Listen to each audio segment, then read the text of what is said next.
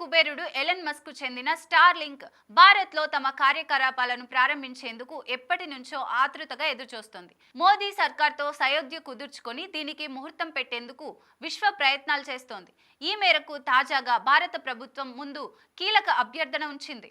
సదరు ప్రాజెక్టు పట్టాలెక్కితే మార్కెట్లోని కీలక players Jio, Airtel కు గట్టి షాక్ తగలడం ఖాయమని విశ్లేషకులు భావిస్తున్నారు. ఇండియాలో ఉపగ్రహ ఆధారిత ఇంటర్నెట్ సేవలను అందించడానికి స్టార్ లింక్ చర్యలు చేపట్టింది.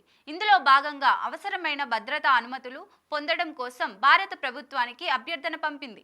టెలికాం మంత్రిత్వ శాఖ ఈ విషయాన్ని ధృవీకరించింది. స్టార్ లింక్ రిక్వెస్ట్ ని పరిశీలిస్తున్నామని, అవసరమైన అన్ని నియమాలను పాటిస్తున్నట్లయితే నిబంధనల ప్రకారం అనుమతులు ఇస్తామని వెల్లడించింది. ఇది స్టార్ లింక్ ప్లాన్ లో ఓ ముఖ్యమైన ముందడుగుగా చెప్పవచ్చు. ఎందుకంటే భారత్ ఇటీవల ప్రత్యక్ష వేలం ప్రక్రియ కాకుండా అడ్మినిస్ట్రేటివ్ విధానంలో స్పెక్ట్రమ్ కేటాయించాలనే నిర్ణయం తీసుకుంది. ఇది కాస్త మస్క్ వ్యూహానికి అనుకూలంగా మారింది. తద్వారా ఇండియా మార్కెట్లో స్టార్ లింక్ అడుగు పెట్టడం మరింత సులభతరమైంది.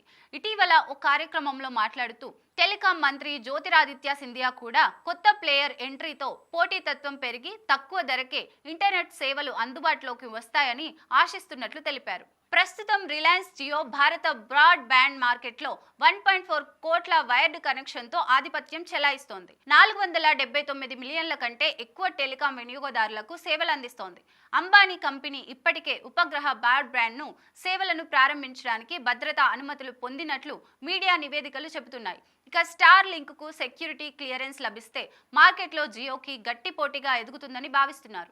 గ్రామీణ మరియు అభివృద్ధికి ఆమడ దూరంలో ఉన్న మారుమూల ప్రాంతాల్లోని ప్రజలకు మరింత మెరుగైన కనెక్టివిటీ లభిస్తుందనే అంచనాలు ఉన్నాయి.